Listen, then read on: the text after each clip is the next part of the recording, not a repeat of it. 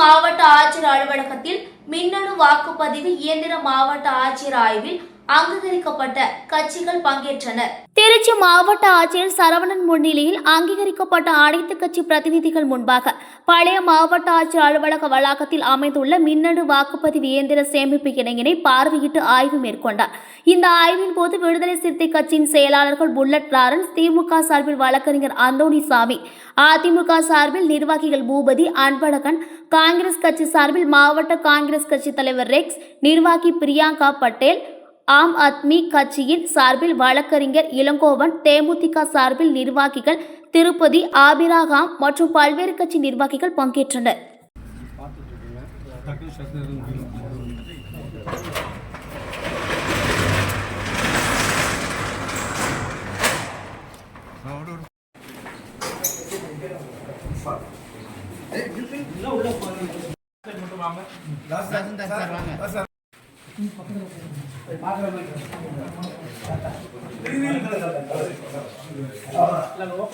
அன்பன சைடுல